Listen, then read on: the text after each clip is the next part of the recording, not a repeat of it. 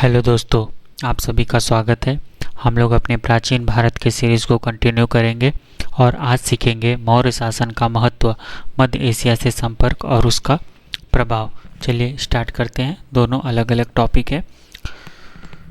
उससे पहले जो लोग अभी तक हमारे चैनल को लाइक सब्सक्राइब और शेयर नहीं किए हैं वो लाइक सब्सक्राइब और शेयर कर लें और अपने दोस्तों को भी इस हमारे चैनल से जोड़ें। चलिए स्टार्ट करते हैं। मौर्य शासन का महत्व। राज्य नियंत्रण। हिंदू धर्म ग्रंथों और विधि विधानों में बार बार जोर दिया गया है कि राजा का मार्ग दर्शन धर्मशास्त्रों और भारत में प्रचलित रीति रिवाजों के द्वारा निर्देशित कानूनों से किया जाना चाहिए। वर्ण और आश्रम आधारित सामाजिक श्रेणी का हास्य हो जाए तो कौटिल्य ने राजा को धर्म की घोषणा करने की सलाह दी है। उन्होंने राजा को धर्म प्रवर्तक या सामाजिक श्रेणियों का रखवाला बताया है। अशोक के अभिलेखों में अन्य आदेशों की तुलना में शाही आदेश को श्रेष्ठ बताया गया है। अशोक ने धर्म की घोषणा की और पूरे भारत में इसके तत्वों को लागू करने के लिए अधिकारियों को नियुक्त किया। मगध के राजकुमारों द्वारा अपनाई गई सैन्य विजय की नीति की स्वाभाविक परिणति शाही निरंकुशता थी। अंग, वैशाली, काशी, कौशल, अवंती, कलिंग इत्यादि को एक एक कर मगध साम्राज्य में मिला लिया गया था। इन क्षेत्रों पर सैन्य नियंत्रण अंततः लोगों के जीवन पर जबरदस्ती नियंत्रण में बदल गया। अपने सारे अधिकार को लागू करने के लिए मगध के पास तलवार का जोर था। जीवन के विभिन्न क्षेत्रों पर नियंत्रण बनाने हेतु राज्य को एक विशाल नौकरशाही बनानी पड़ी। प्राचीन इतिहास के किसी अन्य काल में उतने अधिकारी नहीं थे जितना मौर्य काल के बारे में सुना जाता है। प्रशासनिक व्यवस्था जासूसी की एक विस्तृत प्रणाली का समर्थन था। विभिन्न प्रकार के जासूस विदेशी शत्रुओं के बारे में खुफिया जानकारी एकत्र करते थे और कई अधिकारियों पर नजर रखते थे।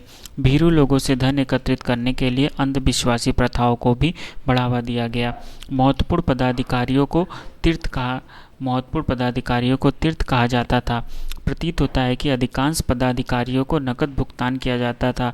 इनमें सबसे अधिक उदारतापूर्वक भुगतान मंत्री, महायाजक, पुरोहित, सेनापति और युवराज को किया जाता था। उन्हें 48,000 पड़ की रकम का भुगतान किया जाता था। पड़ का मीन्स होता है पौने तोला के बराबर चांदी का सिक्का। इसके विपरीत छोटे अधिकारियों को सबसे कम कुल वेतन के रुपए में 60 पड़ दिए जाते थे। हालांकि कुछ कर्मचारियों को 10 या 20 पड़ का भुगतान भी किया जाता था। इस तरह कर्मचारियों के वेतन में बहुत असमानता थी। आर्थिक विनियमन। कौटिल्य के अर्थशास्त्र की माने तो यह प्रतीत होता है कि राज्य ने अपनी आर्थिक गतिविधियों को संचालित करने के लिए मुख्य रूप से 27 अध्यक्ष नियुक्त किए। वे कृषि, व्यापार एवं वाणिज्य, वजन एवं माप, बुनाई, कताई जैसी कला और खनन इत्यादि को नियंत्रित करते थे। राज्य ने कृषि कर्मियों के लाभ के लिए सिंचाई एवं जलापूर्ति सुविधाएं भी प्रदान की। मेगास्थनीज से पता चलता है कि मौर्य साम्राज्य में अधिकारियों ने मिस्र की तर्ज पर भूमि को मापा और उन प्रवाहों का निरीक्षण किया जिसके माध्यम से पानी छोटे नालों में पहुंचता था। कौटिल्य के अर्थशास्त्र के अनुसार मौर्य काल का एक उल्लेखनीय सामाजिक विकास दासों को कृषि में रोजगार देना था।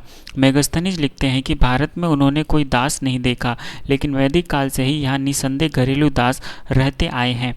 ऐसा लगता है कि मौर्य काल के दास बड़े पैमाने पर कृषि कार्यों में लगे हुए थे। राज्यों के अपने खेत होते थे जिनमें दास और मजदूर काम करते थे। अशोक द्वारा कलिंग से पाटलिपुत्र लाए गए 1,50,000 कैदियों को कृषि में लगाया गया, लेकिन 1,50,000 संख्या अतिशयोक्तिपूर्ण लगती है। हालांकि प्राचीन भारतीय समाज में दास नहीं थे। यूनान और रोम में जो कार्य दासों ने किया, भारत में वह काम शूद्र द्वारा किया जाता था।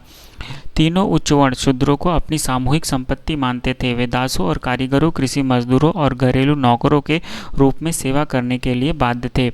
कई कारणों से स्पष्ट होता है कि शाही नियंत्रण बहुत बड़े क्षेत्र पर कम से कम साम्राज्य के केंद्र में कायम था। यह पाटलिपुत्र की सामरिक स्थिति की वजह से था, जहाँ से शाही प्रतिनिधि गंगा, सोन, पुनपुन और गंडक नदियों के आर पार जा सकते थे। इसके अलावा शाही सड़क वैशाली और चंपारण से होते हुए पाटलिपुत्र से नेपाल तक जाती थी। हम हिमालय की तराई में भी एक सड़क के बारे में सुनते हैं जो चंपारण से होते हुए वैशाली से कलसी देहरादून जिले में हाजरा और अंततः पेशावर जाती थी। मेगास्थनीज पटना के साथ उत्तर पश्चिमी भारत को जोड़ने वाली सड़क के बारे में बताते हैं। इन सड़कों ने पटना को सासाराम से भी जोड़ा और वहां से वे मिर्ज़ापुर और मध्य भारत तक जाती थी। एक मार्ग राजधानी को पूर्वी मध्य प्रदेश से होते हुए कलिंग से जोड़ता था, जो कलिंग आंध्र एवं कर्नाटक से जुड़ा था। इन सब ने परिवहन को सुविधाजनक बनाया, जिसमें घोड़े की महत्वपूर्ण भूमिका थी। अशोक के अभिलेख महत्वपूर्ण राजमार्गों पर मिलते हैं।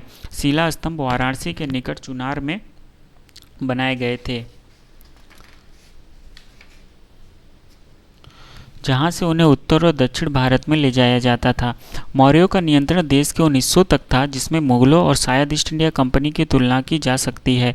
राजमार्गों पर बस्तियों के निर्माण और रकाबदार घोड़ों के इस्तेमाल के परिणाम स्वरूप मध्ययुगीन परिवहन में काफ़ी सुधार हुआ। 18वीं शताब्दी में जब कंपनी का अधिग्रहण इलाहाबाद तक हुआ, तब कर संग्रह पूर्वी उत्तर प्रदेश से कलकत्ता तक नाव से ले जाया जाता था और सन 1830 के आसपास गंगा पर भाप नौका चालन शुरू होने से परिवहन व्यवस्था में और सुधार हुआ। दूर दराज के क्षेत्रों में मौर्य साम्राज्य का अधिकार प्रभावशाली नहीं हो सकता था। पाटलिपुत्र राजशाही सत्ता का मुख्य केंद्र था, लेकिन तोसली, सुवर्णगिरी, उज्जैन और तक्षशिला प्रांतीय शक्ति के केंद्र में थे। ये सभी एक स्थानीय शासक द्वारा शासित होते थे, जिन्हें कुमार या राजकुमार कहा जाता था। इसलिए स्थानीय शासन शाही परिवार से नियंत्रित होता था।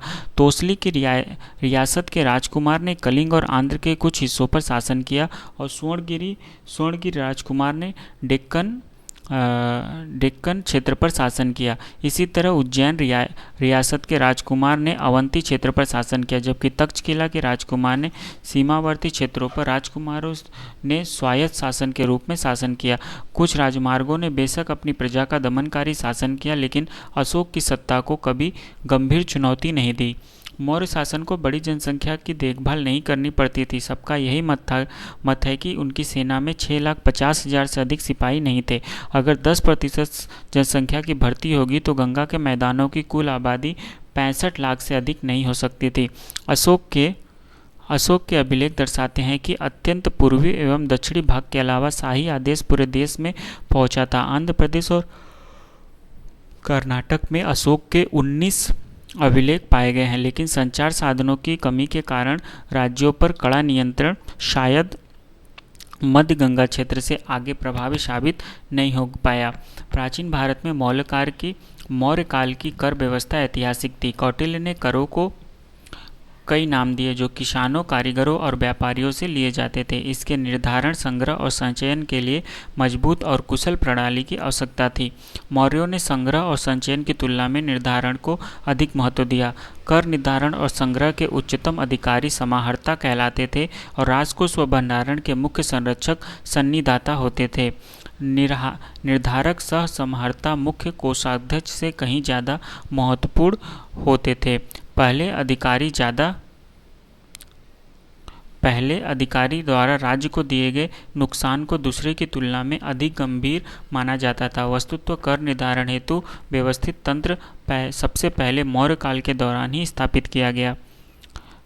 अर्थशास्त्र में उल्लिखित करों की लंबी सूची मिलती है। यदि ये सारे कर वाकई में उगाए जाते होंगे तो प्रजा के पास जीवन निर्वाह के लिए कम ही बच पाता होगा। अभिलेखों और लिखित साक्ष्यों से पता चलता है कि ग्रामीण इलाकों में भंडारण की भी व्यवस्था थी और कर के रूप में वस्तुएं भी ली जाती थी। अकाल, सूखा आदि के समय संभवतः इन गोदामों में स्थानीय लोगों को सहायता दी जाती थी। ऐसा लगता है कि मोर एवं अर्धचंद्राकार पहाड़ी के प्रतीत का बना पंच चिन्हित चांदी का सिक्का मौर्यों की शाही मुद्रा थी। इन्हें बड़ी संख्या में खोजा गया है। तांबे के सिक्के भी पंच चिन्हित थे। पंच चिन्हित चांदी और तांबे के सिक्कों के अलावा सांचे में ढले तांबे के सिक्के और डाई स्ट्रक सिक्के भी जारी किए गए। निसंदेह विभिन्न प्रकार के सिक्कों ने कर संग्रह और अधिकारियों को नकद भुगतान में सहायता की। इसके अलावा मुद्रा की एकरूपता ने व्यापक क्षेत्रों में बाजार विनिमय में सहायता प्रदान की। साम्राज्य शब्द का इस्तेमाल मगध राजाओं द्वारा विजित क्षेत्रों के लिए किया जाता है, लेकिन यह पूर्व औद्योगिक साम्राज्य औद्योगिक काल के औपनिवेशिक साम्राज्य से अलग था। पूर्व औद्योगिक साम्राज्य अनिवार्य रूप से करों और नजरानों पर आधारित था। पूर्व औद्योगिक शासकों ने न लिया जो राजा का आधिपत्य स्वीकारते थे। औद्योगिक युग के औपनिवेशिक राज्यों में शासक विभिन्न सामग्रियों के निर्णय के लिए अपने उपनिवेश से कच्चे माल का अधिग्रहण करते और उन्हें ही बेचते थे। इस प्रकार कपास यूरोप के लिए लगभग अज्ञात था और भारतीय वस्त्र ब्रिटेन में बेचे जाते थे। हालांकि अपने शासन की स्थापना के लिए ही ब्रिटिश ने भारत से भारी मात्रा में कपास का आयात किया और ऊनी कपड़े के अलावा भारत में सूती कपड़े बेचे। इस संदर्भ में पूर्ववर्ती साम्राज्य ब्रिटिश साम्राज्य से काफ़ी भिन्न थे। कला और वास्तुकला। मौर्य ने कला और वास्तुकला में उल्लेखनीय योगदान दिया और बड़े पैमाने पर पत्थरों के भवन निर्माण की भी शुरुआत की। मेगास्थनीज लिखते हैं कि पाटलिपुत्र में मौर्य महल ईरान की राजधानी के महल के तरह शानदार थे। पत्थर के खंभों और उनके टुकड़ों के साक्ष्य से राजधानी पटना के सीमावर्ती क्षेत्र कुम्हारा में मिलते हैं। ये एक 84 स्तंभों वाले हॉल के अस्तित्व का संकेत देते हैं। यद्यपि इन अवशेषों में मेगास्थनीज द्वारा उल्लिखित भव्यता नहीं दिखती। वे मौर्य कारीगरों द्वारा पत्थर के खंभों को चमकाने वाले उच्च तकनीकी कौशल की पुष्टि अवश्य करते हैं जो उत्तरी पॉलिश वाले काले बर्तन के जैसे ही चमकीले हैं। खदानों से पत्थर के विशाल टुकड़ों को परिवहन से लाना और उन्हें निर्मित के बाद उन्हें पॉलिश करना और सुंदर बनाना बहुत ही मुश्किल काम था। यह पूरी कारीगरी की प्रक्रिया एक शानदार इंजीनियरिंग को दर्शाती है। प्रत्येक स्तंभ काले रंग के बलुआ पत्थर से बना था। उनके खंभों के शीर्ष पर शेर या बैल की मूर्ति कला के सुंदर नमूने हैं। ये पॉलिश किए हुए स्तंभ देश भर में लगाए गए। इससे यह भी पता चलता है कि इनको चमकाने की कला का तकनीकी ज्ञान और इन्हें ढोकर ले जाना पूरे देश में फैला हुआ था। इससे यह भी पता चलता है कि परिवहन और संचार की व्यवस्था बहुत दूर तक फैल चुकी थी। मौर्य कारीगरों ने बौद्ध भिक्षुकों के रहने के लिए चट्टानों को काटकर गुफा बनाने की भी शुरुआत की। सबसे पहला उदाहरण गया से 30 किलोमीटर की दूरी पर बर्बर की गुफा है। बाद में गुफा वास्तुकला का यह रूप पश्चिमी और दक्षिणी भारत में भी फैला। ईसा पूर्व 300 के आसपास उत्तर कोले पॉलिश वाले मृदभांड या बर्तन काल के मध्य में मध्य गंगा का मैदानी मिट्टी की मूर्ति बनाने वाली कला का केंद्र बन गया। मौर्य काल में मिट्टी की मूर्ति बड़े पैमाने पर तैयार की जाती थी। सामान्यतः जानवरों और महिलाओं के प्रतीक थे। महिलाओं में देवियों और जानवरों में हाथी की मूर्तियाँ हुआ करती थी। इन मूर्तियों को हाथ से तैयार किया गया था। सांचे में मूर्ति का बनाया जाना बाद में शुरू हुआ। दीदारगंज पटना में पाई गई सुंदर स्त्री के रूप में यक्षिणी की पाषाण प्रतिमा को मौर्य पॉलिश के लिए जाना जाता है। भौतिक संस्कृति का प्रसार और राज्य व्यवस्था। मौर्यों ने पहली बार एक सुव्यवस्थित राज्य मशीनरी बनाई जो साम्राज्य के केंद्र से संचालित होती थी। उनके साम्राज्य विस्तार से व्यापार और धर्म के द्वार खोल दिए गए। ऐसा प्रतीत होता है कि प्रशासकों, व्यापारियों और जैन एवं बौद्ध भिक्षुकों ने साम्राज्य के दूर दराज स्थित क्षेत्रों में भी गंगा घाटी की भौतिक संस्कृति का प्रसार किया। गंगा घाटी की नई भौतिक संस्कृति लोहे के व्यापक इस्तेमाल, लेखन की व्यापकता, पंच चिन्हित सिक्के, उत्तर काली पॉलिश वाले बर्तन नामक सुंदर मिट्टी के बर्तनों की बहुतायत है। पकी ईंटों और कुओं के प्रारंभ और अंततः उत्तर पूर्वी भारत में नगरों कस्बों के अस्तित्व पर आधारित थी। ऑरियन नामक एक यूनानी लेखक का कहना है कि नगरों की बहुलता के कारण इनकी संख्या को सही बता पाना संभव नहीं है। इस प्रकार मौर्य काल में गंगा के मैदानों में भौतिक संस्कृति का तेजी से विकास हुआ। दक्षिण बिहार के समृद्ध लौह अयस्कों तक पहुँच के कारण लोगों ने इसका भरपूर इस्तेमाल किया। कुल्हाड़ी, कुदाल, फावड़ा, हंसिया और हल इस काल के सबूत है। इसके अलावा लोहे के औजार, स्पोक वाला पहिया भी इस्तेमाल होता था। भले ही अस्त्र और शस्त्र पर मौर्य राज्य का एकाधिकार था, किंतु लोहे के अन्य उपकरणों का उपयोग किसी भी वर्ग के लिए सीमित नहीं था। उनका उपयोग और निर्माण गंगा घाटी से साम्राज्य के दूर दराज के हिस्सों तक फैला।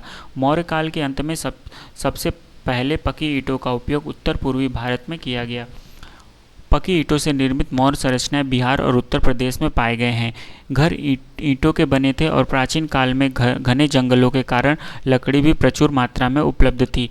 मेगास्थनीज मौर्य राजधानी पाटलिपुत्र में लकड़ी की संरचना का उल्लेख करते हैं। खुदाई से पता चलता है कि लकड़ी के टुकड़ों को बाढ़ और आक्रमण से रक्षा के लिए एक महत्वपूर्ण रक्षक के रूप में उपयोग किया जाता था। पकी हुई ईंटों का उपयोग साम्राज्य के बाहरी प्रांतों में फैल गया। नम जलवायु और भारी वर्षा के कारण सूखे क्षेत्रों की तरह मिट्टी या मिट्टी की ईंटों से बनी बड़ी और टिकाऊ संरचना संभव नहीं थी, इसलिए पकी ईंटों के उपयोग का प्रसार महान वरदान साबित हुआ। अंततः साम्राज्य के विभिन्न हिस्सों में नगरों का विकास हुआ। इसी तरह सबसे पहले मौर्य साम्राज्य के अधीन गंगा के मैदानों में निर्मित गोल कुएं साम्राज्य के बाहर भी प्रचलित हुए। चूंकि लोगों के घरेलू कार्यों के लिए उपयुक्त पानी की आपूर्ति कुएं से होने लगी, इसलिए बाद के समय में नदियों के किनारे बस्तियों का निर्माण आवश्यक नहीं रहा। सघन बस्तियों में कुएं खोद सोखते गड्ढे के रूप में काम आते थे। ऐसा लगता है कि मध्य गंगा की भौतिक संस्कृति के प्रमुख तत्व थोड़े बहुत बदलाव के साथ उत्तरी बंगाल, कलिंग, आंध्र प्रदेश और कर्नाटक तक पहुँचे, लेकिन इन क्षेत्रों की अभिलेख मौर्य ब्राह्मी लिपि में पाया गया है। वहीं पश्चिम बंगाल के दिनाजपुर जिले के वनगढ़ में उत्तरी काले मृदभांड मिले हैं और 24 परगना में चंद्रकेतुगढ़ में टुकड़े पाए गए हैं। उड़ीसा के शिशुपालगढ़ में भी गंगा घाटी के साथ संबंध होने के लक्षण दिखाई देते हैं। शिशुपालगढ़ की बसावट ईसा पूर्व 3री शताब्दी के मौर्य काल से संबंध है। यह NBPW मतलब उत्तर काले पॉलिश वाले मृदभांड का जो एरा था उसको ही NBPW बोलते हैं। लोहे के औजार और पंचचिन्हित सिक्के मिलते हैं। शिशुपालगढ़ चूंकि धौली और जौगाड़ा के निकट है, जहां भारत के पूर्वी तट से जाते हुए प्राचीन राजमार्ग पर अशोक के अभिलेख पाए गए हैं। संभव है कि इस क्षेत्र में भौतिक संस्कृति मगध के संपर्क के परिमाण के रूप में पहुंची होगी। यह संपर्क ईसा पूर्व 4वीं शताब्दी में शुरू हुआ होगा, जब कलिंग पर नंदों के विजय की चर्चा है, लेकिन ईसा पूर्व 3री शताब्दी में कलिंग के विजय के बाद यह और गहरा हुआ। संभव है कि कलिंग युद्ध के बाद शांति के लिए अशोक ने उड़ीसा में कुछ बस्तियों को बढ़ावा दिया हो, जिसे उनके साम्राज्य में शामिल कर लिया गया हो। यद्यपि मौर्य काल में आंध्र प्रदेश और कर्नाटक में कई स्थानों पर लोहे के औजार एवं अन्य सामग्री मिली है। इन इलाकों में लोहे की इस विकसित तकनीकी में मेगालिथ बिल्डरों का योगदान था, जो गोलाकार पत्थरों की विशाल समाधियां दफनाने की जगह बनाने के लिए जाने जाते थे। मेगालिथ बिल्डरों। इन जगहों पर अशोक के कुछ अभिलेख और ईसा पूर्व 3री शताब्दी के पॉलिशदार मृदभांड के टुकड़े भी मिले हैं। उदाहरण के लिए अमरावती और आंध्र में 3 स्थलों पर और कर्नाटक में 9 स्थलों पर अशोक के अभिलेख पाए गए हैं। इसलिए ऐसा लगता है कि मौर्यों के संपर्क से भौतिक संस्कृति के तत्व पूर्वी तट से निचले दक्कन पठार तक पहुँचे। भारत के कुछ हिस्सों में इस्पात बनाने की कला मौर्य संपर्कों के कारण फैली। ईसा पूर्व 200 के आसपास से संबंधित या इससे पहले की इस्पात वस्तुएं मध्य गंगा के मैदानी इलाकों में पाई गई है। इस्पात के विस्तार से जंगल की सफाई हुई और कलिंग में खेती के बेहतर तरीकों का उपयोग हुआ और इस क्षेत्र में चेती साम्राज्य के उदय की परिस्थितियां निर्मित हुई। यद्यपि ईसा पूर्व 1ली शताब्दी में दक्कन में सातवाहन के शासन का उदय हुआ, उसके साम्राज्य का स्वरूप मौर्य के जैसा ही था। सातवाहनों ने मौर्यों के कुछ प्रशासनिक तरीकों को अपनाया और उन्होंने प्राकृत में अभिलेख भी जारी किए।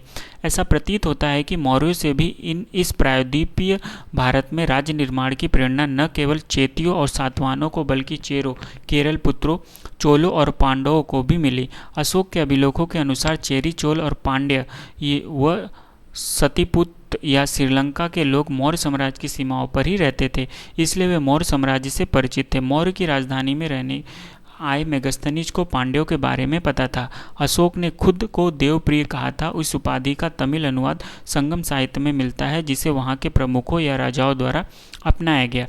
ईसा पूर्व 3री शताब्दी से बांग्लादेश, उड़ीसा, आंध्र प्रदेश और कर्नाटक के कुछ हिस्सों में अभिलेख व कुछ उत्तरी काले पॉलिश वाले बर्तन के टुकड़े और पंच चिन्हों के मिलने से यह संकेत मिलता है कि मौर्य काल के दौरान मध्य गंगा घाटी की संस्कृति के तत्वों को दूर दराज के इलाकों में फैलाने के प्रयास किए गए थे। यह प्रक्रिया कौटिल्य के निर्देशों के अनुरूप है। कौटिल्य ने सलाह दी कि किसानों, जो कि वैश्य थे, और शूद्र मजदूरों, जिनका ताल्लुक अति जनसंख्या वाले क्षेत्रों से था, उनकी सहायता से नई बस्तियों की स्थापना की जाए। नई जमीन पर खेती के लिए नए किसानों को मवेशियों, बीज और धन के साथ कर में छूट दी गई। राज्य ने ऐसा इस उम्मीद के साथ किया था कि इसका प्रतिफल उसे मिलेगा। ऐसे इलाकों में जहां लोग लोहे के उपयोग से परिचित नहीं थे, ऐसे लोगों की आवश्यकता थी और इसी नीति से खेती और बस्तियों का विस्तार हुआ। यह कहना थोड़ा मुश्किल है कि पूर्व में झारखंड और पश्चिम में विंध्य के बीच पहले मध्य भारत के आदिवासी क्षेत्र में भौतिक संस्कृति को प्रसारित करने मौर्यों के नगर कितने सहायक हुए। हालांकि स्पष्ट है कि जनजातीय लोगों के साथ अशोक के एक नज़दीकी संबंध बनाए और उन्हें धर्म का पालन करने के लिए प्रोत्साहित किया। अशोक द्वारा नियुक्त धम्म महापात्रों के साथ उनके संपर्क ने गंगा घाटी में प्रचलित संस्कृति के मूलभूत सिद्धांतों को आत्मसात करने में सक्षम अवश्य बनाया होगा। इस अर्थ में अशोक ने संस्कृतिकरण की सोची समझी और व्यवस्थित नीति की शुरुआत की। वे मानते थे कि धम्म के प्रचार के परिणाम स्वरूप मनुष्य का ईश्वर से मिलना होगा। इसका मतलब था कि इससे जनजातीय लोगों एक अस्थायी करदाता किसान समाज के रीति और नियम को अपनाएंगे और उनमें पितृ सत्तात्मक शाही सत्ता, भिक्षुओं और पुजारियों एवं अन्य अधिकारों को लागू करने के सहायक अधिकारियों के प्रति सम्मान भाव विकसित होगा। उनकी नीति सफल रही। अशोक के अनुसार शिकारी और मछुआरे हत्या का मार्ग त्याग कर धम्म अपना चुके हैं, जिसका अर्थ था कि वे अस्थायी कृषि जीवन जीने लगे हैं।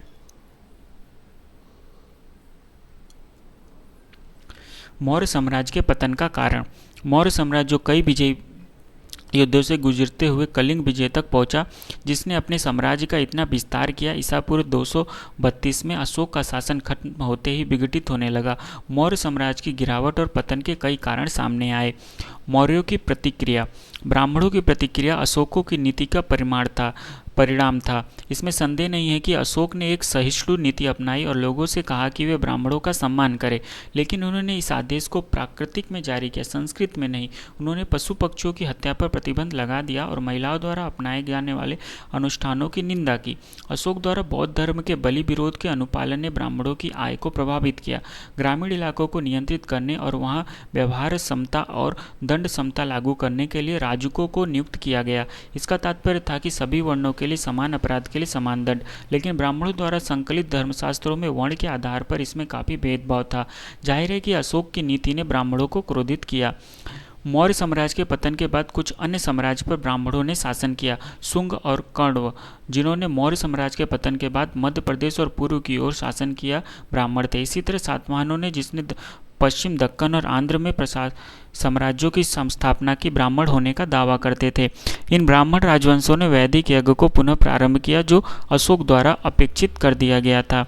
वित्तीय संकट। सेना और नौकरशाही पर भारी खर्च और भुगतान ने मौर्य साम्राज्य के लिए वित्तीय संकट पैदा किया।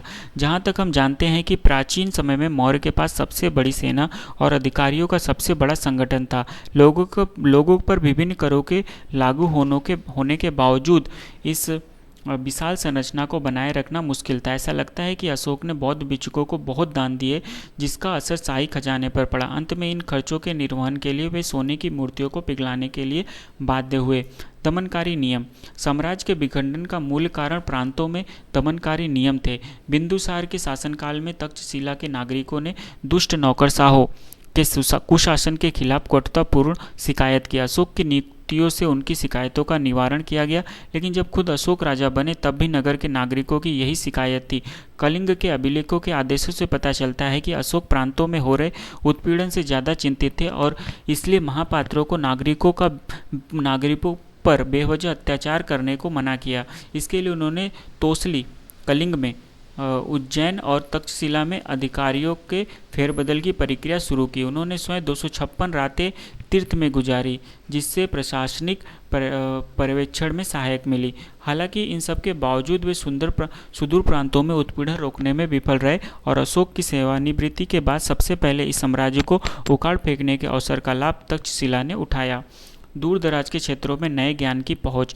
हम जानते हैं कि मगध का विस्तार इसकी मूलभूत भौतिक उत्कृष्टताओं और बुनियादी सुविधाओं के कारण हुआ। एक बार जब इन सांस्कृतिक तत्वों के उपयोग का ज्ञान प्रसार मध्य भारत, दक्कन एवं कलिंग तक पहुंच गया, मगध साम्राज्य के केंद्र जो कि गंगा का मैदान था, उनकी महत्ता और वर्चस्व घटाने लगा।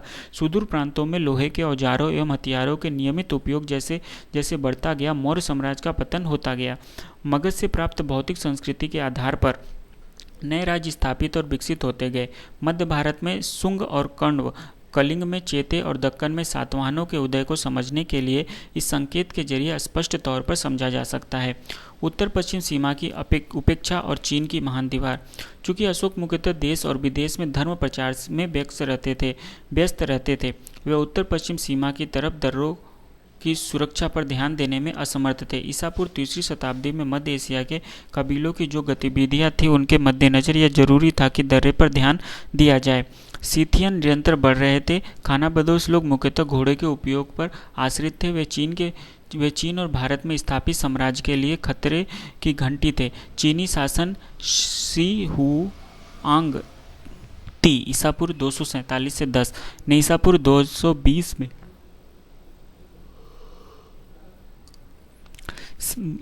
220 में सीथियन के आक्रमण से बचने के लिए चीन की महान दीवार का निर्माण किया।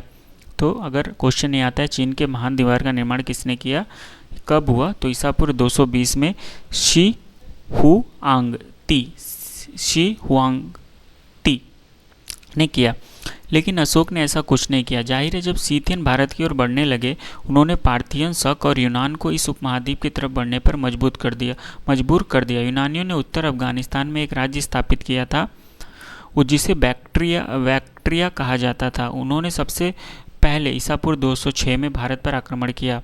इसके बाद कई आक्रमण हुए जो ईस्वी तक चले। अंततः ईसा पूर्व 185 में पुष्यमित्र शुंग ने मौर्य भारत को पूरी तरह बर्बाद कर दिया। वे बेशक ब्राह्मण थे पर मौर्य साम्राज्य के अंतिम शासक बृहद्रथ के सेनापति थे।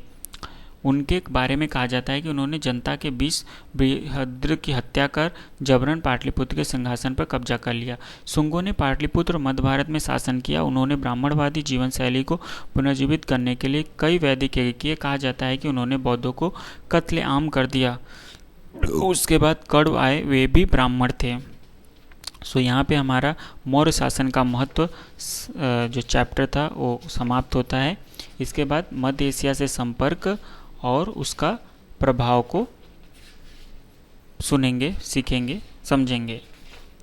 ठीक है, चलिए शुरुआत करते हैं। राजनीतिक मध्य एशिया से संपर्क और उसका प्रभाव। राजनीतिक पहलू। ईसा पूर्व 200 के कालावधि में मौर्य साम्राज्य जितना बड़ा किसी अन्य साम्राज्य का साक्ष्य नहीं मिलता। इस दौरान मध्य एशिया और भारत के बीच एक घनिष्ठ संबंध और व्यापक संपर्क बना। भारत के पूर्वी और मध्य भागों में और दक्कन में मौर्य के बाद शुंग, कण्व और सातवाहन जैसे कई स्थानीय शासक आए। मौर्यों के बाद मध्य एशिया के कई राजवंश उत्तर पश्चिमी भारत में आए और शासन किए। उनमें से कुषाण सर्वाधिक प्रसिद्ध हुए। इंडो यूनानी। ईसा पूर्व 200 के आसपास आक्रमणों की एक श्रृंखला शुरू हुई। हिंदू कुश को सबसे पहले पार करने वाले यूनानी थे, जिन्होंने उत्तर अफगानिस्तान के क्षेत्र में ओक्कस नदी के दक्षिण में स्थित बैक्ट्रिया का बहलिका पर शासन किया। एक के बाद एक आक्रमणकारी आते गए। उनमें से कुछ ने तो एक ही समय में समानांतर शासन किया। आक्रमणों का एक महत्वपूर्ण कारण था सेल्यूकस साम्राज्य की कमजोरी। इस साम्राज्य की स्थापना बैक्ट्रिया और ईरान से सटे हुए पार्थिया नामक इलाके में हुई थी। सीथियन जनजातियों के बढ़ते दबाव के कारण उत्तरवर्ती यूनानी शासक इस क्षेत्र में सत्ता बनाए रखने में असमर्थ थे। चीनी दीवार के निर्माण के साथ सीथियन को चीनी सीमा से वापस धकेल दिया गया था, इसलिए उन्होंने पड़ोसी यूनानी और पार्थियों की तरफ ध्यान दिया। सीथियन कबीलों द्वारा धकेले जाने के बाद बैक्ट्रियन यूनानी भारत पर आक्रमण के लिए मजबूर हो गए। इस काल में अशोक के जो उत्तराधिकारी थे वे इतने कमज़ोर हो गए थे कि विदेशी आक्रमणों की इस लहर को रोकने में सक्षम नहीं हुए। भारत पर सबसे पहले आक्रमण करने वाले यूनानी थे, जिन्हें इंडो यूनानी या इंडो बैक्ट्रियाई कहा जाता था। ईसा पूर्व दूसरी शताब्दी की शुरुआत में इंडो यूनानी लोगों ने उत्तर पश्चिमी भारत के बड़े हिस्से पर कब्जा कर लिया, जो सिकंदर की विजय से भी बहुत बड़ा क्षेत्र था। कहा जाता है कि अयोध्या और पाटलिपुत्र तक आ गए थे। हालांकि यूनानी भारत में एकजुट होकर शासन स्थापित करने में विफल रहे।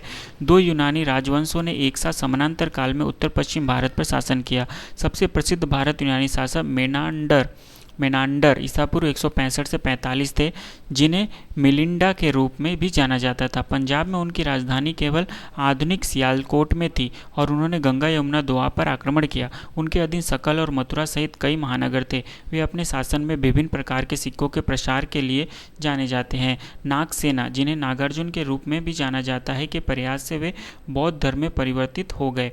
मेनांडर ने नागसेना से बौद्ध धर्म से जुड़े कई सारे सवाल पूछे। इन सवालों और नागसेना के उत्तरों को एक पुस्तक मिलिंद पान्हो या मिलिंद के प्रश्न के रूप में दर्ज किया गया है।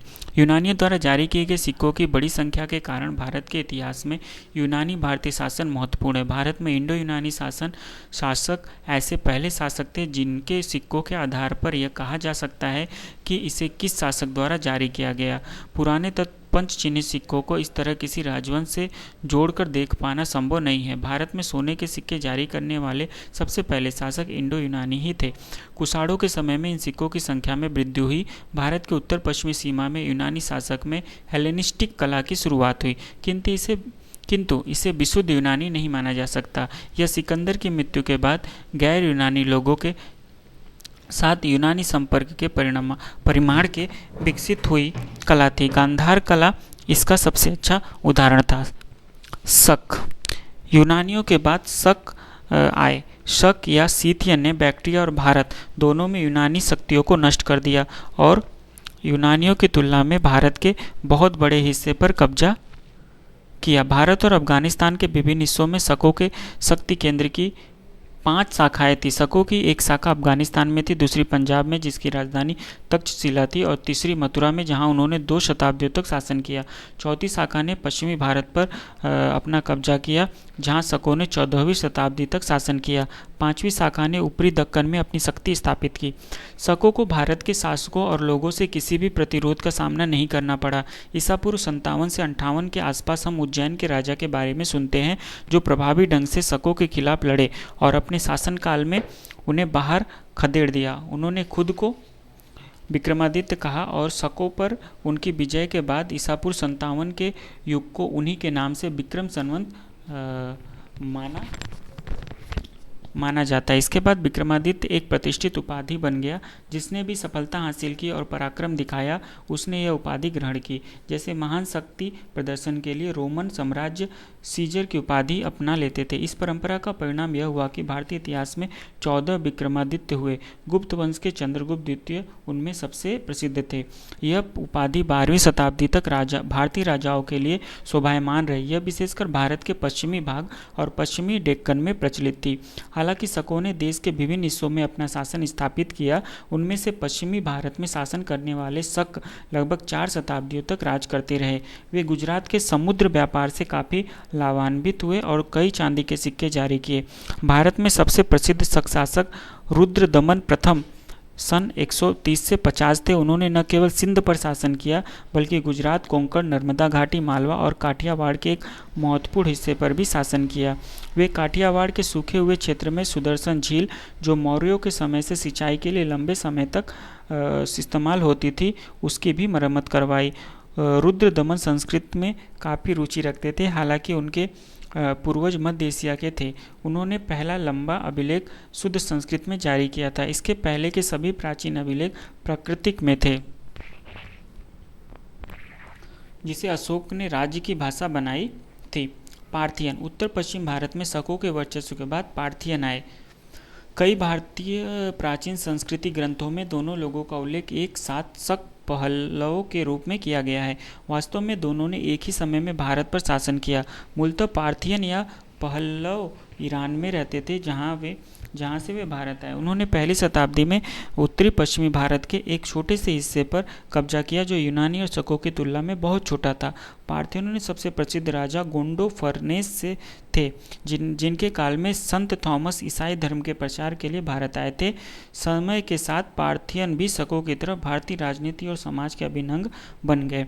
कुषाण, पार्थियन के बाद कुषाण आए, इन्हें योची या टोचेरियन कहा जाता था। टोचेरियन सीथियन की तरह ही माने जाते थे। योची कबीला कुल 5 समुदायों में बटा हुआ था।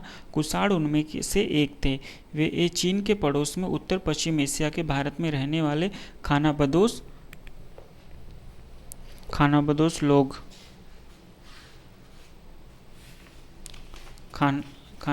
लोग थे। कुषाणों के सबसे प्रसिद्ध बैक्ट्रिया उत्तर अफगानिस्तान पर कब्जा किया और वहां से शकों को विस्थापित कर दिया। धीरे धीरे वे काबुल घाटी की तरफ बढ़े और हिंदू कुश को पार कर गांधार पर कब्जा किया। कब्जा कर लिया और इन क्षेत्रों में यूनानी और पार्थियन के शासन को छिन्न भिन्न कर दिया। अंततः उन्होंने सिंधु नदी के निचले हिस्से और गंगा घाटी के अधिकतर हिस्सों में अपना शासन स्थापित किया। उनका साम्राज्य ओक्सस से गंगा तक, मध्य एशिया के खोरासन से बिहार के पाटलिपुत्र तक फैला था। मध्य एशिया के पूर्व सोवियत गणराज्य का बड़ा हिस्सा और ईरान, अफगानिस्तान और लगभग पूरा पाकिस्तान और उत्तर भारत को उन्होंने अपने अधीन बनाया। इसी कारण भारत में कुषाण साम्राज्य को कभी कभी मध्य एशिया का साम्राज्य कहा जाता है। इन साम्राज्यों ने भिन्न लोगों और संस्कृतियों के आपसी संपर्क और समागम के लिए एक अनूठा अवसर प्रदान किया। इस प्रक्रिया ने एक नए प्रकार की संस्कृति को जन्म दिया जो आज के 9 देशों में फैली हुई है। कुषाण के 2 उत्तरवर्ती राजवंश थे। पहले राजवंश की स्थापना कड़फिज समूह के प्रमुख द्वारा की गई और इसका शासन सन 50 से लेकर 28 वर्षों तक चला। इस दौरान 2 राजाओं ने शासन किया। पहले राजा कड़फिस प्रथम ने हिंदू कुश के दक्षिण में सिक्के जारी किए, जिन्होंने रोमन सिक्कों का नकल करते हुए तांबे के सिक्के बनाए। दूसरे राजा कड़फिस द्वितीय ने बड़ी संख्या में सोने के सिक्के जारी किए और सिंधु के पूर्व में अपने राज्य का विस्तार किया। कड़फिस के बाद कनिष्क राजवंश आया। इन राजाओं ने ऊपरी भारत और निचली सिंधु घाटी में कुषाणों की शक्ति को बढ़ाया और फैलाया। प्राचीन कुषाण राजाओं ने गुप्त काल से भी अधिक शुद्धता वाले सोने के कई सिक्के जारी किए। हालांकि कुषाणों के सोने के सिक्के मुख्य रूप से सिंधु के पश्चिम में पाए जाते थे, जबकि उनके अभिलेख केवल उत्तर पश्चिम भारत और सिंध में ही नहीं बल्कि मथुरा, श्रावस्ती, कौशाम्बी और वाराणसी में भी पाए जाते हैं। इस तरह गंगा यमुना दोआब के अलावा उन्होंने मध्य घाटी गंगा के बड़े हिस्से में भी अपना अधिकार स्थापित किया था। मथुरा से प्राप्त कुषाण सिक्के अभिलेख निर्माता और मूर्तिकला के टुकड़े दर्शाते हैं कि वह भारत में उनकी दूसरी राजधानी थी। पहली राजधानी पुरुषपुर या पेशावर थी, जहां कनिष्क ने एक मठ और विशाल स्तूप बनाया था। इस स्तूप ने विदेशी यात्रियों को आश्चर्यचकित कर दिया। कनिष्क सबसे प्रसिद्ध कुषाण शासक थे। यद्यपि भारतीय सीमा के बाहर उन्हें चीन से हार का सामना करना पड़ा, वे इतिहास में 2 कारणों से जाने जाते हैं। सबसे पहले उन्होंने सन 78 में एक संवत की शुरुआत की, जिसे अब शक संवत के रूप में जाना जाता है, जो भारत सरकार द्वारा भी प्रयोग में लाया जाता है। दूसरा, कनिष्क ने पूरी तरह से बौद्ध धर्म को संरक्षण प्रदान किया। उन्होंने कश्मीर में बौद्ध धर्म की एक सभा बुलाई, जहाँ बौद्ध धर्म की महायान शाखा का निर्माण किया गया। कनिष्क की कला और वास्तुकला के महान संरक्षक थे। कनिष्क के उत्तराधिकारी उत्तर पश्चिम भारत में सन 230 में के आसपास तक शासन करते रहे एवं उनमें से कुछ ने वासुदेव जैसे शुद्ध भारतीय नाम भी अपनाए। ईरानी मूल के ससैनियन ने 3री शताब्दी में अफगानिस्तान और सिंधु के पश्चिमी में स्थित क्षेत्रों से कुषाण साम्राज्य को उखाड़ फेंका। हालांकि भारत में कुषाण राजशाही 100 वर्षों तक बनी रही। काबुल घाटी, कपीशा, बैक्ट्रिया, खोरेजम और सोंदियाना मध्य एशिया में बोखारा एवं समरकंद के निकट में कुषाण राजवाड़ों का अस्तित्व 3री-4री शताब्दी तक था। इन क्षेत्रों में कई कुषाण सिक्के, अभिलेख और मिट्टी की मूर्तियां पाई गई है। खासतौर से ओक्सस पर, जो अराल सागर के दक्षिण में स्थित है। खोरेज्म के कोप्रक कला में 3री-4री शताब्दी के बड़े कुषाण महल पाए गए हैं। इसमें आर्मेइक लिपि में और खोरेज्म भाषा में लिखे अभिलेख और दस्तावेजों से युक्त प्रशासनिक संग्रह भी है। इंडो ससैनियन, हालांकि 3री शताब्दी के मध्य तक ससैनियों ने पिछले सिंधु क्षेत्र पर कब्जा कर लिया। शुरुआत में उन्होंने इस क्षेत्र को हिंदू कहा। यह धर्म के संदर्भ में नहीं कहा गया था, सिंधु के लोगों के अर्थ में कहा गया था। सन 262 के एक ससैनियन अभिलेख में हिंदुस्तान शब्द का प्रयोग हुआ। मुगल और आधुनिक समय में भारत के लिए इस्तेमाल किए जाने वाला हिंदुस्तान शब्द पहली बार 3री शताब्दी में इस्तेमाल किया गया। ससैनियन, जिन्हें इंडो ससैनियन भी कहा जाता है, ने भारत के 1 शताब्दी से भी कम समय तक शासन किया, लेकिन उन्होंने बड़ी संख्या में सिक्के जारी कर भारतीय अर्थव्यवस्था में योगदान दिया। सांस्कृतिक परिणाम, संरचनाएं और बर्तन। शक हुड़ काल में भवन निर्माण की संरचना में विशेष प्रगति हुई। उत्तर भारत के विभिन्न स्थानों पर खुदाई में निर्माण की कई परतें मिली है। कहीं कहीं ये आधे दर्जन से भी अधिक है। इनमें हमें फर्श बनाने के लिए पकी ईंटों का प्रयोग मिलता है और छत बनाने के लिए खप्परों या मिट्टी की पकी हुई टाइलों का प्रयोग मिलता है। हालांकि बाहर से टाइलों का उपयोग नहीं किया गया। इस अवधि में ईंट की दीवारों और कुओं का निर्माण भी किया गया। इस काल में विशिष्ट लाल बर्तन मिले जो सादा और पॉलिश किए हुए होते थे। वह सामान्य और अच्छी बनावट की भी होती थी। इन विशिष्ट बर्तनों में छिड़काव करने वाले टोंटीदार और फुहारे वाले बर्तन भी है। वे हमें इसी काल में मध्य एशिया की कुषाण काल की परतों में पाए जाने वाले सूक्ष्म लाल बर्तनों के ही जैसे दिखते हैं। मिट्टी के लाल बर्तन बनाने की तकनीक मध्य एशिया में व्यापक रूप से प्रचलित थी और कुषाण साम्राज्य के सांस्कृतिक क्षेत्र की सीमाओं पर स्थित फरगाना जैसी जगहों में भी पाई जाती है। घुड़सवार सेना। शक और कुषाण ने भारतीय संस्कृति में नए संदर्भ जोड़े और उन्हें बेहद समृद्ध किया। वे पूरी तरह से भारत में बस गए और यहाँ की संस्कृति को अपना लिया। चूंकि अपनी कोई लिपि या लिखित भाषा और कोई संगठित धर्म नहीं था, इसलिए उन्हें भारतीय संस्कृति के इन घटकों को अपना लिया और भारतीय समाज के विभिन्न अंग बन गए। उन्होंने बेहतर घुड़सवार सेना की शुरुआत की और बड़े पैमाने पर घोड़ों का इस्तेमाल किया। उन्होंने लगाम और काठी के प्रयोग को लोकप्रिय बनाया जो दूसरी और तीसरी शताब्दी की बौद्ध मूर्तियों में दिखाई देते हैं। शक और कुषाण उत्कृष्ट घुड़सवार थे। अफगानिस्तान के बेग्राम में हुई खोज से प्राप्त कुषाण काल की घुड़सवारियों के मिट्टी की मूर्तियों से घुड़सवारी के लिए उनके जुनून का पता चलता है। इन विदेशी घुड़सवारियों में से कुछ बंद हथियारों से पूरी तरह लैस थे और भाले एवं बर्छी से युद्ध करते थे। मुमकिन है कि इन्होंने रस्सी से बने कुछ रकाबों का भी इस्तेमाल किया जो उनकी घुड़सवार में सहायक हुआ और आवागमन में भी आसान हो गया। शकों और कुषाणों ने पगड़ी, अंगरख, कुर्ता, पतलून और भारी लंबे कोट की शुरुआत की। आज भी अफगानी और पंजाबी लोग पगड़ी लगाते हैं और कुर्ते पहनते हैं जो लंबे कोट का ही बदला हुआ रूप है। मध्य एशियाई लोगों ने टोपी, हेलमेट और जूते भी लाए जो योद्धाओं द्वारा उपयोग किए जाते थे। इन्हीं के बदौलत उन्होंने ईरान, अफगानिस्तान, पाकिस्तान और भारत में अपने विरोधियों का सफाया किया। बाद में जब ये सैन्य वेशभूषा और कौशल देश में फैला तो यहाँ के राजाओं ने विजय पाने के लिए इसका अच्छा इस्तेमाल किया। व्यापार और कृषि। केंद्रीय एशियाई लोगों के आने से मध्य एशिया और भारत के बीच घनिष्ठ संबंध स्थापित हुआ। भारत को मध्य एशिया के अल्ताई पहाड़ों से सोने का एक बड़ा खजाना मिला।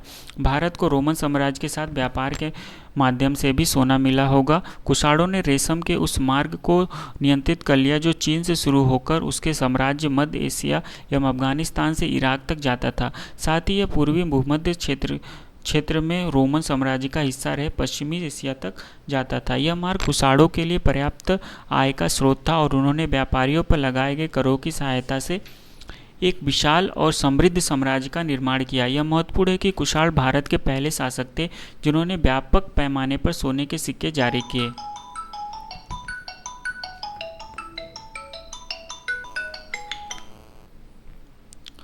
कुषाणों ने कृषि को भी अपनाया। पाकिस्तान, अफगानिस्तान और पश्चिमी मध्य एशिया में बड़े पैमाने पर सिंचाई के प्रारंभिक पुरातात्विक निशान कुषाण काल में मिलते हैं। राजनीति। मध्य एशियाई विजेताओं ने कई छोटे छोटे राज्यों के राजाओं पर अपना शासन थोप दिया। इससे एक सामंती व्यवस्था का विकास हुआ। कुषाण राजाओं ने महाराजाधिराज राजाओं का राज्य जैसी उपाधि धारण की, जिससे यह संकेत मिलता है कि वे कई छोटे छोटे राजाओं के राजा थे और उनमें से कर वसूला करते थे। शकों और कुषाणों ने इस अवधारणा को मजबूत किया कि राजा ईश्वर का दूत होता है। अशोक ने खुद को देवप्रिय कहा, लेकिन कुषाण राजाओं ने खुद को ईश्वर का पुत्र या देवपुत्र कहा। कुषाणों ने यह खिताब चीनी लोगों से लिया जो अपने राजा को स्वर्ग का पुत्र कहते थे। भारत में संभवतः ऐसा प्रयोग राजशाही को मान्यता और वैधता दिलाने के उद्देश्य से हुई होगी। ब्राह्मण विधि के निर्माता मनु ने लोगों को राजा का सम्मान करने को कहा, भले ही वह बच्चा ही क्यों न हो, क्योंकि वह इंसान के रूप में एक महान देवता ही होता है। कुषाण ने शकों द्वारा अपनाई गई छत्रशाही शासन को मजबूत किया। साम्राज्य को ही शासकों में विभाजित कर दिया गया और प्रत्येक के एक शासक बनाए गए। वंशानुगत आधार पर एक इलाके पर दो राजाओं के एक साथ शासन की अनोखी प्रथा भी शुरू हुई, जिसमें एक समय में एक साथ दो शासक राज करते थे, अर्थात पिता एवं पुत्र एक साथ मिलकर एक ही राज्य में शासन करने लगे। ऐसा लगता है कि इन शासकों ने केंद्रीकरण को कम किया होगा। यूनानियों ने सैन्य शासन की भी शुरुआत की। इन शासकों को अस्त्र तेजोस कहा जाता था।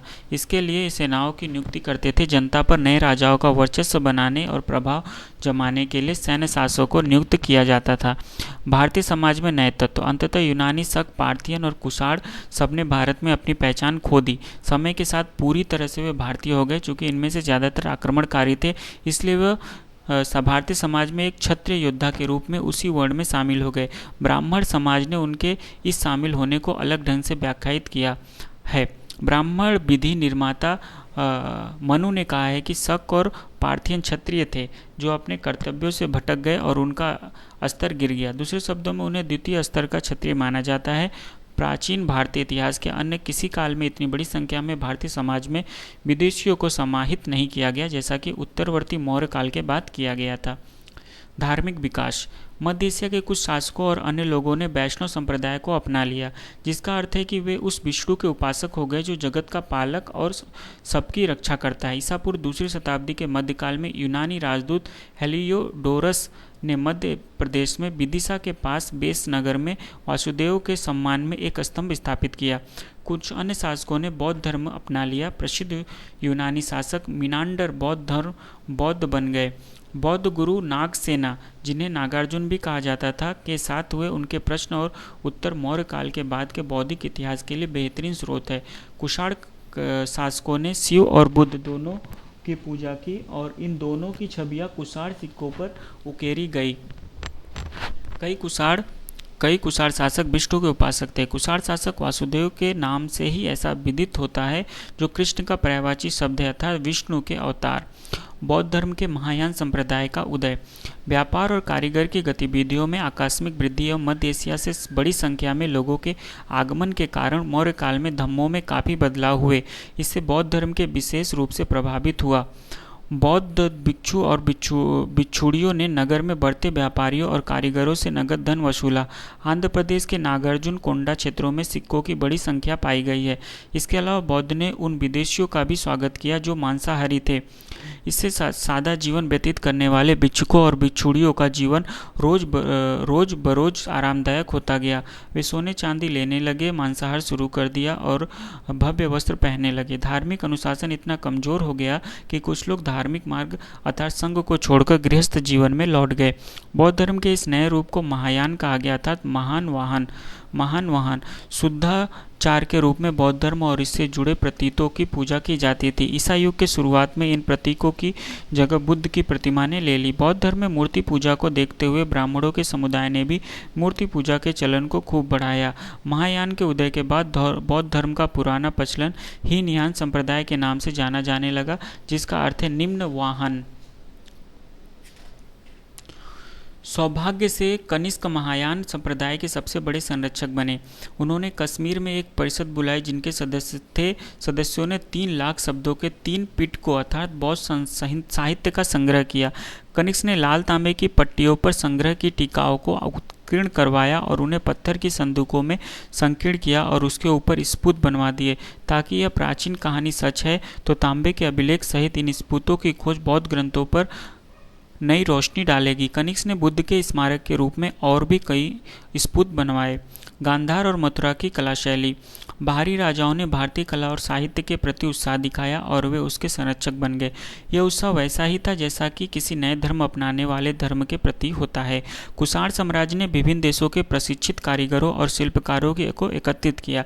इससे मध्य एशियाई गांधार और मथुरा जैसे कई कला विधाओं की शुरुआत हुई। मध्य एशिया से प्राप्त मूर्ति शिल्प के टुकड़ों में बौद्ध धर्म से प्रभावित भारतीय और स्थानीय दोनों तत्वों का मिश्रण दिखाई देता है। भारतीय कारीगर खासकर भारत की उत्तर पश्चिम सीमा में मध्य एशियाई, यूनानी और रोमनों के साथ संपर्क में आए। इससे कला के एक नए रूप का जन्म हुआ जिसमें बुद्ध प्रतिमा यूनानी रोमन शैली में निर्मित की गई और बुद्ध प्रतिमा के बाल भी यूनानो रोमन शैली के बनाए गए। गांधार कला का प्रभाव मथुरा में भी फैला जो मुख्य रूप से स्थानीय कला का केंद्र था। मथुरा में खूबसूरत बुद्ध प्रतिमा बनाई गई लेकिन यह कनिष्क की थी। कनिष्क की भी मूर्ति के रूप में जानी जाती है जिसके नीचे कनिष्क का नाम उत्कीर्ण है।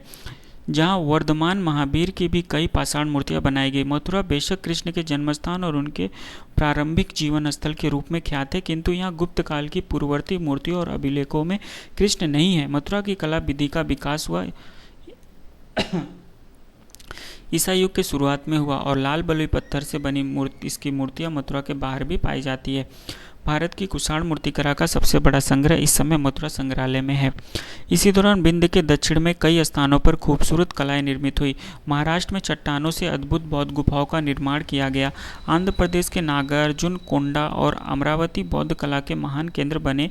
यहाँ बौद्ध से जुड़ी कथाओं को अनगिनत चट्टानों में चित्रित किया गया है। प्राचीन बौद्ध धर्म से जुड़े सबसे पुराने पट्टचित्र बोधगया, सांची और बरहुत में पाए जाते हैं। ये ईसा पूर्व दूसरी शताब्दी से संबंधित है, जबकि मूर्तिकला का और विकास ईसा के युग की शुरुआती शताब्दी से हुआ। भाषा, साहित्य और शिक्षा। कुषाण इस तथ्य से वाकिफ थे कि वे लोग अलग अलग राज्यों में विभिन्न लिपियों एवं भाषाओं का इस्तेमाल करते हैं, इसलिए उन्होंने अपने सिक्के और अभिलेख यूनानी, खरोष्टी और ब्राह्मी लिपि में जारी किए। इसी तरह उन्होंने यूनानी, प्राकृतिक एवं संस्कृत प्रभावी प्राकृत भाषाओं का भी उपयोग किया। उनके शासन के अंतिम दौर में भी शुद्ध संस्कृत का ही चलन था, इसलिए शासकों ने आधिकारिक तौर पर 3 लिपियों और 4 भाषाओं को माना। कुषाण सिक्के और अभिलेख विभिन्न लिपियों और भाषाओं के सह अस्तित्व को दर्शाते हैं। कुषाण काल के लोगों की संवाद पद्धति भी उनकी शिक्षा का द्योतक है। यह भी महत्वपूर्ण बात है कि मौर्य और सातवाहन ने बेशक प्राकृत को संरक्षण दिया, किंतु कुछ मध्य एशियाई राजाओं ने संस्कृत को संरक्षण और बढ़ावा दिया। काव्य शैली का प्राचीनतम उदाहरण सन 150 ईस्वी के काठियावाड़ में रुद्रद्रमन के जूनागढ़ अभिलेख में पाया जाता है। उस समय से अभिलेखों को शुद्ध संस्कृत में लिखा जाने लगा था। यद्यपि प्राकृतिक में अभिलेखों की रचना 4वीं शताब्दी और उसके बाद तक भी जारी रही। प्रतीत होता है कि अश्वघोष जैसे महान लेखकों को कुषाणों का संरक्षण प्राप्त था। अश्वघोष ने बुद्ध चरित्र की रचना की, जो बुद्ध की जीवनी पर आधारित है, और सौंदरानंद नामक काव्य की भी रचना की, जो संस्कृत काव्य का एक उत्कृष्ट उदाहरण है। बौद्ध धर्म के महायान संप्रदाय के विकास ने कई अवदानों, जीवन, इतिहास और शिक्षा की रचना का मार्ग प्रशस्त किया। माना जाता है कि इनमें से बौद्ध प्रभावित संस्कृत में रचित अधिकांश ग्रंथों की रचना लोगों में बौद्ध धर्म के महायान संप्रदाय की शिक्षाओं को पहुंचाने के उद्देश्य से हुई। महावस्तु और दिव्यावदान इस शैली की महत्वपूर्ण पुस्तकें हैं। भारतीय रंगशाला पर भी यूनानी का प्रभाव है। बनारस से 160 मील दक्षिण में स्थित रामगढ़ पहाड़ी में बहिरंग अंतरंग 2 रंगशालाएं हैं। अभिनेत्रियों के लिए एक विश्राम गृह भी पाया गया है। रंगशाला की उत्पत्ति यूनानियों द्वारा मानी जाती है। कुछ विद्वान इस प्रकार के यूनानी प्रवाह पर संदेह भी करते हैं, लेकिन यूनानी प्रवाह से भारतीय रंगशाला में पर्दे का प्रचलन शुरू हुआ। चूँकि यह पर्दा यूनान से आया था, इसलिए इसे यवनिका कहा जाता था। यवनिका शब्द यवन शब्द से निर्मित है और प्राचीन भारतीयों के लिए यह आयोनियन शब्द का संस्कृत रूप है। प्रारंभ में यवन शब्द यूनानियों के लिए इस्तेमाल होता था, लेकिन बाद में इस शब्द का प्रयोग बाहर से आए सभी लोगों के लिए होने लगा। हालांकि रंगशाला के विकास में भारत के योगदान को नकारा नहीं जा सकता। ईसा पूर्व 150 के आसपास पतंजलि